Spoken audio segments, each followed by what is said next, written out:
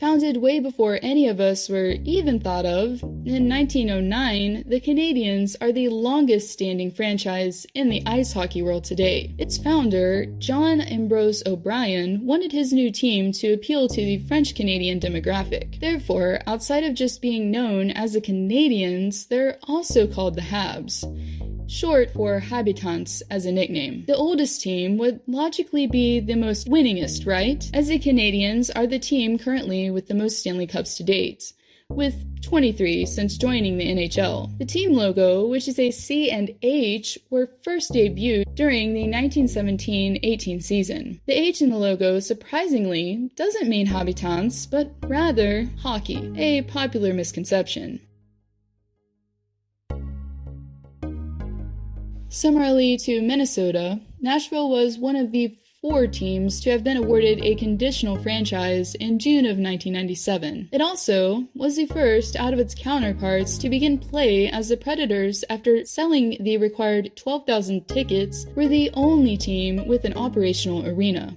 Their logo, which featured a saber-toothed cat, paying tribute to the partial skeleton of one found in downtown Nashville in 1971. The team gained their name through a, yep, you guessed it, naming contest. But after the top 3 names submitted, Ice Tigers, Fury, and Attack didn't satisfy then owner Craig Leopold, he gave his own submission, Predators. And as you all know, his name was a successful pick.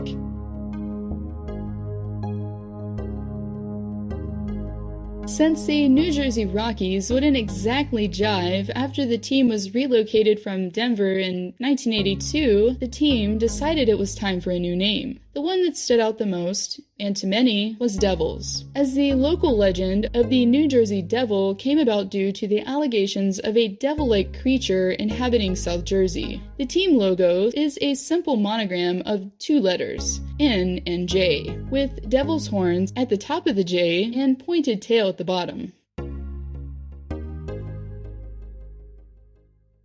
So, what do you call a team that plays on an island?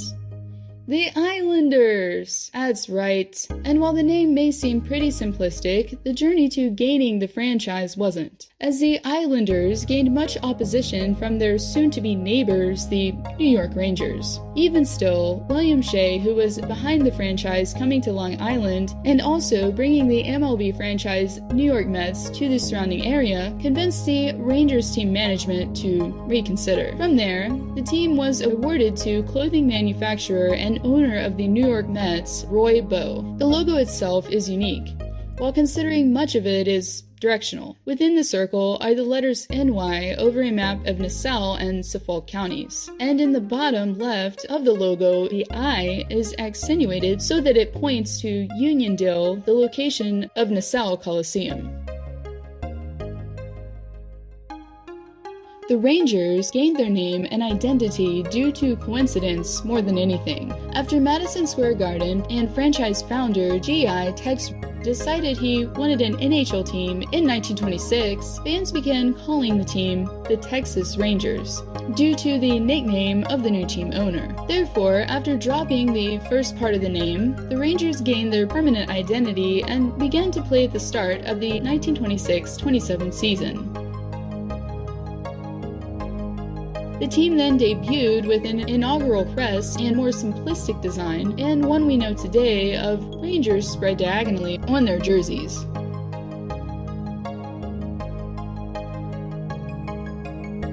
The Ottawa Senators weren't the first NHL team in the nation's capital to bear the name that they do today. The original Senators, founded in 1883, played in the NHL from 1917 to 1934, while winning 11 Stanley Cups. After half a century without a professional team, a franchise was awarded to real estate developer Bruce Firestone in December of 1990. The team's original logo hasn't changed much, as it, like the one currently, features the head of a Roman general and member of the Senate of the Roman Republic. Even though their primary logo bears no resemblance to their predecessors, the team has adopted a third jersey that bears a similar striped design and O logo that once adorned players over a century ago.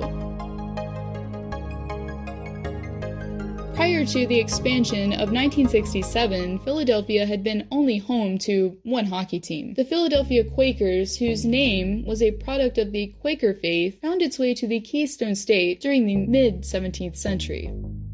The team, however, after only playing one season, managed to leave its mark. After posting a 436-4 record, the Quakers remain today as the least winningest team in NHL history. Regardless, the Flyers, who were part of the 1967 expansion, sport the same orange and black color scheme as the Quakers once did. The name was originally coined by the sister of Ed Schneider, who was the team's owner. The logo itself was designed primarily to represent the speed of the game while displaying 4 stylized wings attached to the letter P. Possibly one of the most random on this list as far as the name and logo are concerned, because, Pittsburgh isn't exactly Antarctica. Carol McGregor, the wife of one of the owners, came up with the concept herself. I was thinking of something with a P, she says, and I said to Jack, what do they call Civic Arena? And he said, the Big Igloo. So I thought of ICE, Pittsburgh Penguins. The Penguins' colors, similarly to their fellow inner-city sports teams, eventually settled on the black and gold color scheme, just as the first NHL team in the Burgh once did, the Pittsburgh Pirates, due to the fact that the Pirates initially dressed in official police uniform before taking the ice. After co-owners George and Gordon Gund tried and failed to bring a team to the Bay Area that actually sold tickets, with the California Seals leaving Oakland in 1976, the Gunds decided nearly 15 years later to give it another try. And in May of 1990, the duo was awarded another team for the Bay Area, this time to be based in San Jose that would begin play at the start of the 91-92 season. And with a new team comes a new name. And after 5,000 submissions, the most prominent choice was the Blades. But since this was California, and again, gangs are bad, the name was thrown out. And then they chose the second on the list, Sharks. And in case you don't know, it was given in tribute to the vast majority and species of shark found in the warm Pacific waters, near the west coast. Hence the triangular shape behind the shark, as one location near the Bay Area is known as the Red Triangle, for its dense amount of sharks swimming in its waters.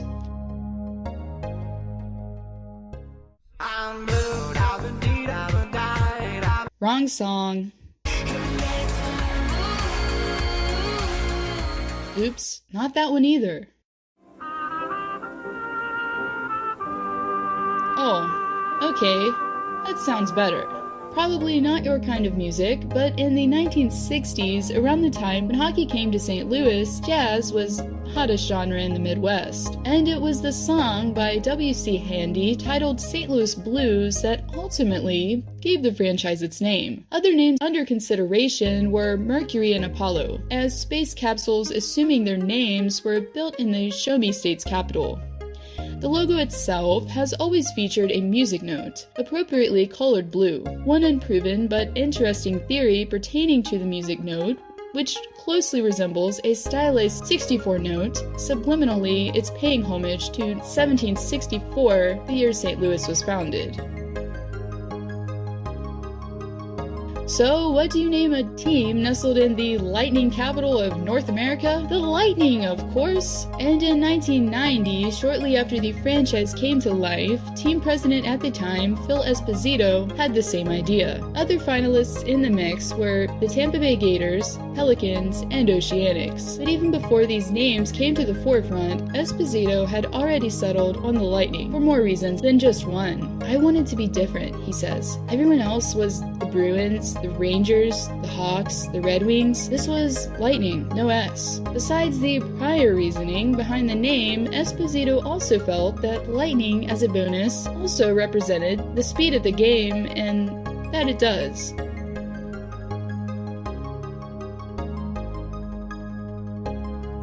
The arenas, the St. Patrick's, the Leafs. Toronto, aside from Detroit, has easily foreseen more name changes than any current team in the league, but they are also known as one of the oldest, therefore It just makes sense. After joining the league in its inaugural season of 1917, the Toronto-based team didn't even have an official name for their debut, but instead went by the Blue Shirts or the Torontos. But by the time the team had won their first Stanley Cup following their inaugural season, they had officially embraced the name of Toronto Arenas. Following a brief break from the NHL, Toronto returned to the league in 1919 with new ownership and a new name, the St. Patrick's, given to the team in hopes of appealing to the dense Irish population within the city. And it wasn't until 1927 that a guy whose name you'll probably recognize, Conn Smythe, took the reins that the Leafs gained a name that would actually stick. Smythe's reasoning behind the name isn't officially clear, but it's believed that he chose it not only for it being the symbol of Canada, but also in tribute to his experiences in World War I as an army officer and prisoner of war.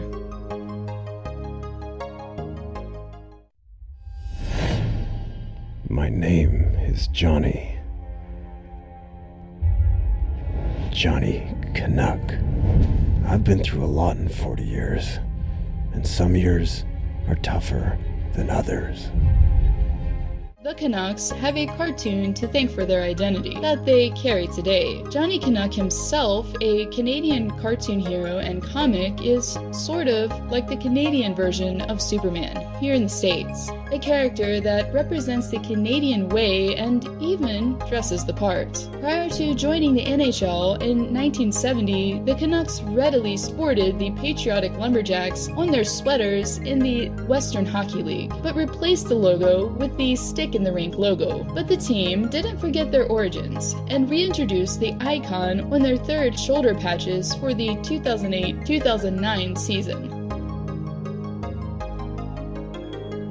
Following the official announcement in 2016 that an NHL team would be coming to Sin City, team owner Bill Foley had to choose a name. But while doing so, inadvertently, Foley gained much opposition, as the owner's intention was to pay homage to his alma mater, the Army Black Knights in West Point, by naming the team the Vegas Black Knights.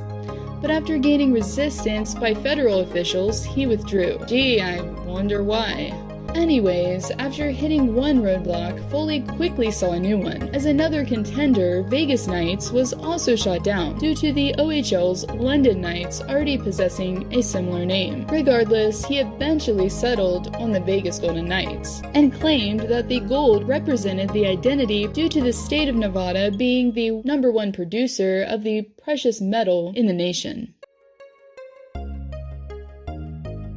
Simultaneously joining the league in 1974 alongside their counterparts, the Kansas City Scouts, the newest team in the nation's capital would be called the most obvious name possible: the Capitals. The name was ultimately given to the team from Abe Pollin, the team's owner, regardless of the team naming contest that brought more variety. Pollin, who owned all 3 Major League sports teams in DC at the time, ultimately decided on a less controversial name considering. As a name he gave Washington's NBA team, the Bullets, didn't exactly settle well with spectators, as they were later renamed the Wizards. Similarly to the Ottawa Senators, the Winnipeg Jets assumed the identity of their predecessor. After playing their last game in April of '96, the original Jets, as you may know, became the Phoenix Coyotes, following their relocation to the desert. But despite this, the professional hockey story still wasn't over in Winnipeg. In May of 2011, it was officially announced that True North had purchased the Thrashers, and they would be relocating to Manitoba's capital city, and would begin play the following season. Before the team's ownership group made their name choice official, the other names considered were Manitoba Moose, Whiteout, and Falcons. Regardless, we all know which name won out in the end, same one that they have today.